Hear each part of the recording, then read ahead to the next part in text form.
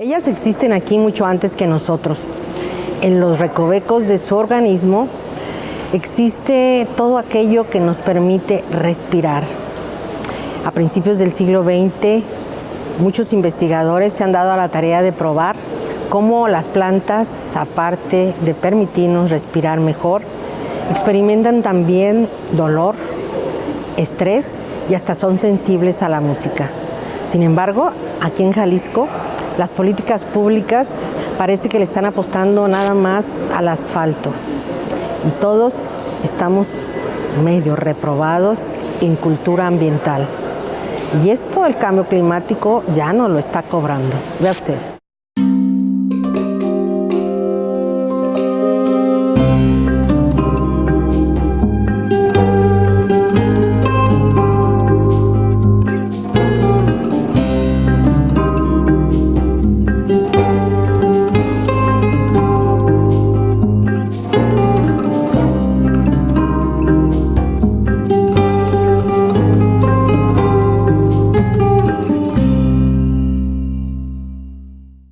Si sumamos la suma total de las puntas de la raíz, la cantidad de neuronas que tiene la planta de maíz es casi el triple que el cerebro humano.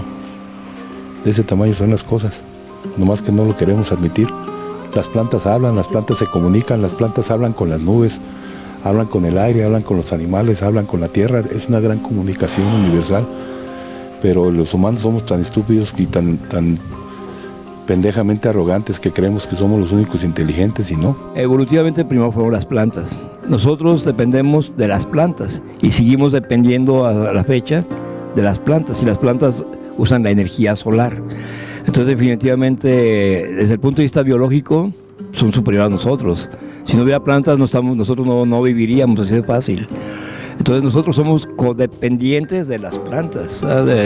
Las plantas pueden vivir con nosotros y sin nosotros. Nosotros, los seres vivos, no podemos vivir sin las plantas. Entonces, ¿quién depende de quién? No podemos hacer un monumento a la ignorancia vegetal porque en este país no tenemos suficiente cemento y fierro para hacer ese monumento. Es inmenso, ni siquiera tenemos una idea, es inconmensurable el grado de ignorancia que tenemos de este fantástico mundo verde que nos rodea. México es uno de los principales países que en plantas es más megadiverso. Quizás por eso, porque somos inmensamente ricos, no sabemos apreciar nuestro medio. Una doble moral, es decir, por un lado los queremos, pero por el otro no los cuidamos. Yo hago mucho una comparación como a veces somos con nuestras madres, ¿no? O sea, las queremos, las veneramos, pero no las cuidamos, ¿no? Entonces, con los árboles pasa eso también. Está más que demostrada la importancia vital de las plantas para la supervivencia y el bienestar humanos. Nosotros dependemos de ellas. El origen de la vida está íntimamente relacionado con su propia evolución y pese a ello, nuestro paso por el planeta ha sido fatal para su existencia y hemos obligado a la naturaleza a doblegar a nuestros caprichos. Soy el rey del universo, tengo más cromosomas, tengo más genes que cualquiera, pero resulta que tenemos 4% más genes que las moscas. No, es verdad, 4% más genes que las moscas, y la vanidad humana con eso fue suficiente para decir somos los más chingones de la creación, porque hicieron el genoma del maíz. Y resulta que este amigo tiene más de 2.7 veces el número de genes que el ser humano. Imagínate, una mosca tiene 4% menos que el ser humano. Este tiene 2.7 veces más genes que el ser humano. ¿Quién es más evolucionado? Con miles de años de ventaja evolutiva delante de nosotros, el reino vegetal no solo es crucial para la permanencia del hombre en el planeta, además son seres vivos que sienten, que se comunican con su entorno y reaccionan a las condiciones que se les presentan, pero nos cuesta mucho trabajo entender su lenguaje. Cuando recién salí de la Facultad de Biología, hice una tesis que me fue rechazada por el Instituto de Botánica en ese momento.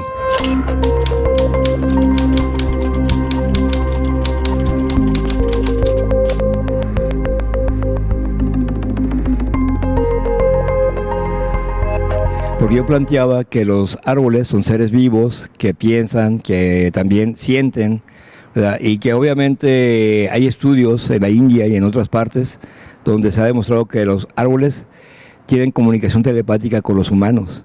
Es importante reconocer que en la ciudad hay otros organismos vivos aparte de nosotros.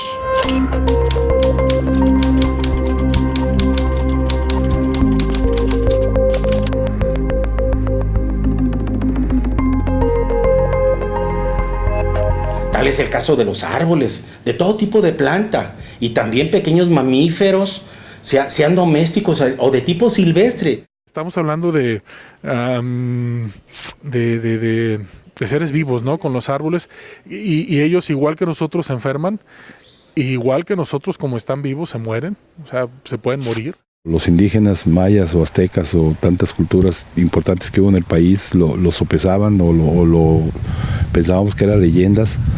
Como no lo podíamos medir y no lo podíamos cuantificar, pues pensábamos que eran locuras de los antiguos.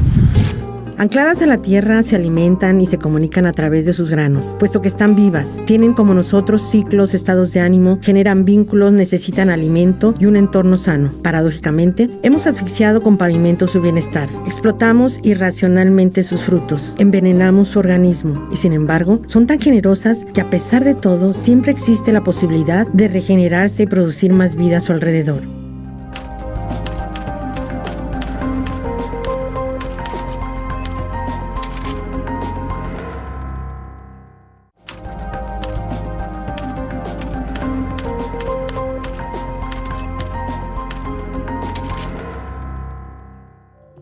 Una parte invaluable del conocimiento humano proviene de nuestro contacto milenario con la naturaleza. Gradualmente, generación tras generación, hemos aprendido a descifrar sus secretos y obtener de ellos las respuestas para vivir más y vivir mejor. Los japoneses, por ejemplo, han demostrado que incluso tienen ciclos de sueño las plantas. En la India, se ha comprobado tanto su sufrimiento como su capacidad de adaptación. ¿Parece que hablamos de personas? Pues es porque tienen elementos similares a las neuronas humanas. Pink Floyd sí les gusta. Todo el mundo dice, ay cabrón, son plantas, güey.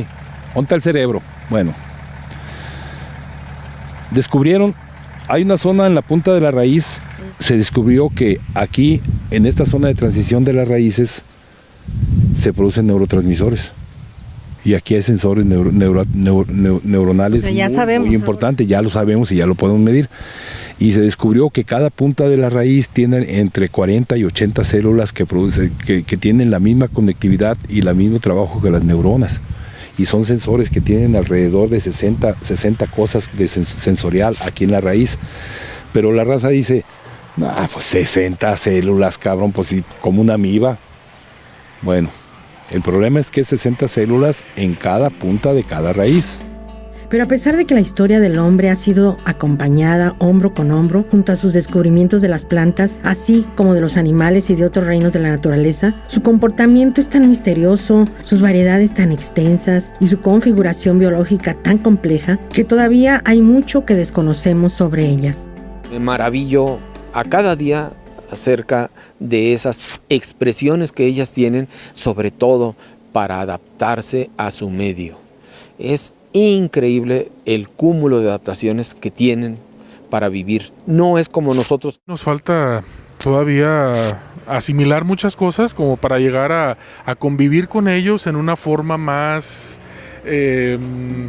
armónica.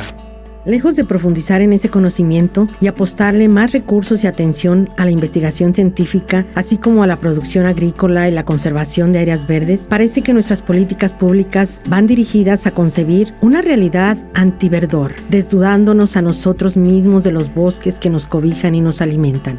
Es una fábrica de oxígeno, es una fábrica que está produciendo hábitat de diversas especies de fauna que no es palpable para nosotras las personas, pero que sin este pulmón no quiero saber cómo estaría la temperatura de la zona metropolitana de Guadalajara, el tema de dónde estaría la fauna, la que está aquí si no estuviera este lugar, ¿no? Entonces es un espacio que genera una diversidad de servicios ecosistémicos. Una de las funciones de las plantas es precisamente limpiar el medio ambiente, ¿no? El dióxido de carbono lo absorben y liberan el oxígeno. Nosotros sin oxígeno no podríamos vivir definitivamente, ¿no? Las cuestiones tóxicas que aparecen en la atmósfera, tanto de polvos como de gases, pues lamentablemente si no tenemos áreas verdes, pues no estamos contando también con generación de oxígeno y captura de carbono. Todos vivimos a costa del reino vegetal, políticos, pobres, ricos, ancianos, niños. Por lo tanto, a todos nos corresponde proteger nuestra fuente de vida. Las medidas gubernamentales tienen un gran impacto, así como las decisiones cotidianas de millones de personas. Por ello, urge una educación ambiental en todos los niveles, pues actualmente estamos reprobados en la materia. No hemos visto realmente en ese sentido un cambio de comportamiento del ser humano con su medio. Y esto es muy lamentable, porque estamos observando cada vez con mayor magnitud los estragos en los ecosistemas, en diversos ecosistemas de nuestra entidad. Nos hace falta conocer todos los beneficios que nos dan los árboles, comprender que ellos también tienen necesidades y que si nosotros no cuidamos de proveerlos de lo que ellos necesitan, ellos difícilmente nos van a nosotros a proveer de lo que nosotros queremos. Hace falta más conciencia y más caminatas en bosques. Por ejemplo, aquí tenemos 2 lugares muy interesantes. Uno es la barranca, que es espectacular, la barranca de Huentitán. Hay una diversidad de plantas impresionantes y uno puede ver el cambio en el tiempo de lluvias y tiempo de secas. En noviembre de 2017, el gobierno municipal de Guadalajara, bajo la administración del entonces alcalde Enrique Alfaro, presentó la conformación de una red de bosques urbanos integrada por 11 importantes áreas verdes de la ciudad bajo un mismo organismo público descentralizado, que en principio debería recuperar y proteger más de 170 hectáreas de bosques urbanos. En el municipio de Guadalajara se mantiene una proporción adecuada en los límites de masa forestal. Sin embargo, es evidente que cualquier ciudad necesita recuperar pues, espacios verdes y generar estos espacios verdes. Está por detrás un gran equipo, hay biólogos, hay ingenieros, que nos preocupa muchísimo el tema del árbol, como el tema también de la calidad del suelo, ¿no? Un árbol adecuado en un suelo de mala calidad no es congruente, ¿no? Entonces nos ocupamos por un manejo integral. El Bosque de los Colomos en principio fue y ha sido el manantial de Guadalajara. Es decir, de aquí todavía se producen 300 litros por segundo de agua potable que va directamente a nuestras casas. Y entonces entender este motivo de ser de este espacio y cómo se ha constituido, cómo se ha ido cuidando, pues es importantísimo.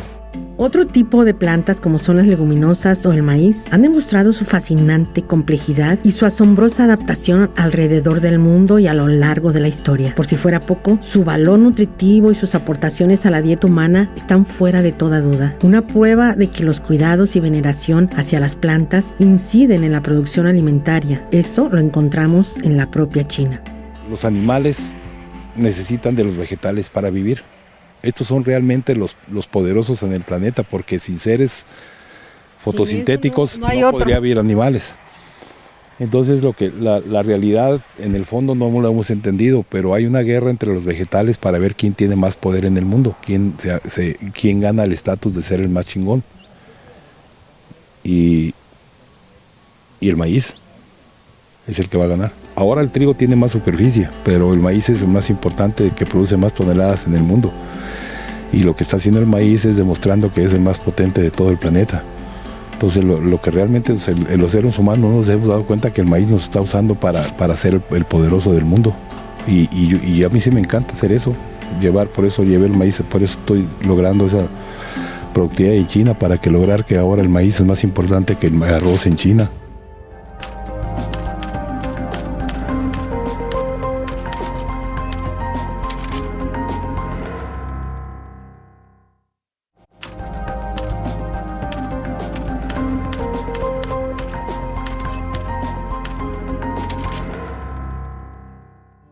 En los primeros años de la década de los 2000, trascendió con enorme preocupación entre la opinión pública y los especialistas que la zona metropolitana de Guadalajara presentaba un importante déficit de áreas verdes, con solo una tercera parte del promedio de 9 metros cuadrados por habitante que la Organización Mundial de la Salud recomienda para considerar a un entorno saludable. Con el tiempo, hemos hecho muy poco para contrarrestar esa grave carencia.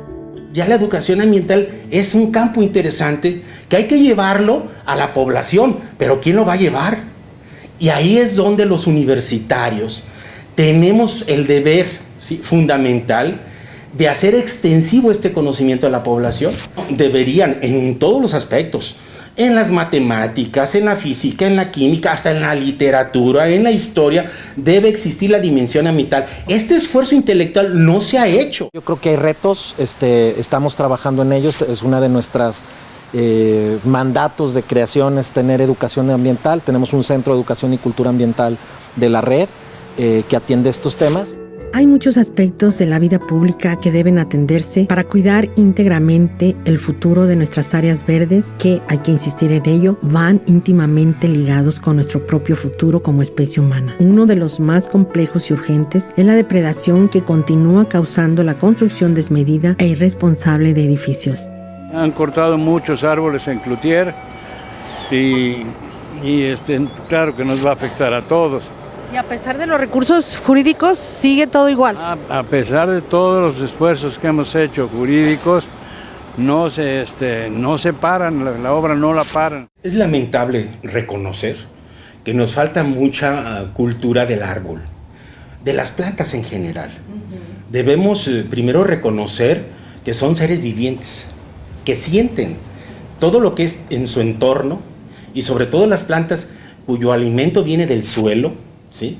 Claro que resienten cuando ese suelo se está contaminando, ¿sí? Claro que resienten cuando esa planta se está podando de una manera brutal. Hay una cultura de desinformación y una cultura de desamor a las plantas. Es decir, la gente quiere un árbol porque tiene sombra, pero no quiere que el árbol tire hojas porque es basura.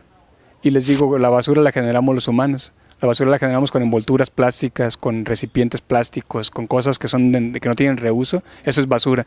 Los árboles tiran hojas. Las hojas es alimento para el suelo.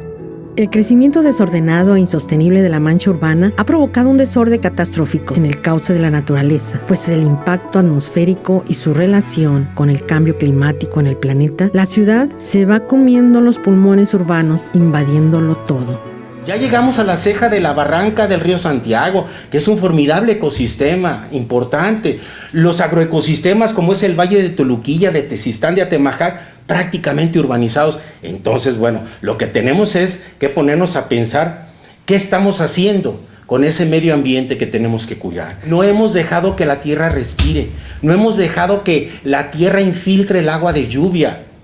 O sea, todos sabemos que tenemos dos acuíferos, el de Atemajac y el de Toluquilla, pero ¿en qué medida estos acuíferos se están recargando? Entonces hay un enorme déficit en este sentido. Y aunque las normatividades municipales obligan a los desarrollos inmobiliarios de cualquier envergadura a generar áreas verdes urbanas, estas generalmente no son bien llevadas porque otra vez el problema de especies no adecuadas a los espacios a la larga nos van generando muchos problemas. Además del déficit de áreas verdes que está plenamente reconocido desde hace años, otro aspecto que agrava aún más la calidad del aire es que los pocos espacios arbolados están mal distribuidos, según lo han señalado especialistas y académicos, quienes indican que mientras hay zonas donde cada habitante cuenta con 14 o hasta 16 metros cuadrados de área verde, en otros espacios marginados hay apenas 1 metro por cada persona. Si nos quedamos sin árboles en la ciudad, nos vamos a quedar sin oxígeno, y la otra es que vamos a sentir más calor de lo que ya sentimos ahora. Una sensación mucho más alta. Ya con 3.265 kilómetros cuadrados, con 9 municipios, con 5 millones de habitantes, tendríamos que dar una valoración importante a todas las áreas verdes y lamentablemente no contamos con esta capacidad de poder amortiguar los impactos atmosféricos. En nuestras construcciones del tipo que sea, comerciales o desarrollos de vivienda, les dejamos espacios muy pequeños. Todo le ponemos concreto y un pedacito de 40 por 40 centímetros y queremos que ahí crezca un árbol y que crezca bien. Y eso es imposible. Pareciera que dependen de nosotros, de nuestros cuidados, de que las reguemos a tiempo, la alimentemos y las protejamos de las plagas. Sin embargo, debemos comprender que somos nosotros quienes dependemos de ellas para sobrevivir. Por eso es que la responsabilidad ante el medio ambiente es enorme y es de todos. La ciencia ecológica en este contexto actual es crucial y en una ciudad como Guadalajara hay muchas opciones para informarnos. Tenemos programas de educación ambiental que tienen diferentes objetivos, desde la educación ambiental orientado al agua y desde programas específicos de atención. Por ejemplo, te pongo un ejemplo. Llevamos más de 25,000 personas atendidas desde la creación o desde que tomamos el Bosque de los Colomos y después se va conformando en red, en donde hacemos unas pláticas que se llaman pláticas histórico-ambientales. Nosotros, en esta cultura occidental, no estamos educados para ver a las plantas como seres vivos. O sea, yo he visto niños que maltratan las plantas y sus mamás no les dicen absolutamente nada. Parte de nuestro trabajo es la conservación, la protección y la restauración de un ecosistema. Vas a ver agentes de calidad y control que son paramédicos vigilando y orientando a la gente y atendiendo en caso de emergencias de caídas y todo eso. Tenemos un agente de calidad y control por lo menos en cada bosque urbano, que es un paramédico. Los países donde sí se ha decidido apoyar de forma importante y significativa la investigación científica en torno a las plantas, como Alemania, Japón, la India, continúan haciendo descubrimientos asombrosos sobre el reino vegetal, que nos permite no solo comprender mejor sus fascinantes y complejos misterios, sino, más importante aún, nos ofrece alternativas para el bienestar humano. Han sintetizado ya más de 600 moléculas con las cuales las plantas se comunican. O sea, no es una que nos fumamos un churro de marihuana y nos pusimos a filosofar, ¿no? Hay más de 600 moléculas conocidas ya con la cual las plantas se están comunicando a través de esas moléculas. Ya podemos hacer que las plantas se estresen o que las plantas desarrollen o que las plantas que las plantas comiencen su desarrollo, que disparen la fotosíntesis, que empiecen la fase oscura. Hay muchos mecanismos de las plantas que ya podemos controlarlos a través de las moléculas transmisoras y es el idioma de las plantas. Los problemas ambientales que enfrentamos en Jalisco de cara al siglo XXI son determinantes para el futuro de las próximas generaciones y además están acarreando una diversidad de padecimientos. Aquí es prioritario que le demos realmente importancia al cuidado ambiental, porque está íntimamente ligado con nuestra propia vida. Y esto es algo para tomarlo en cuenta.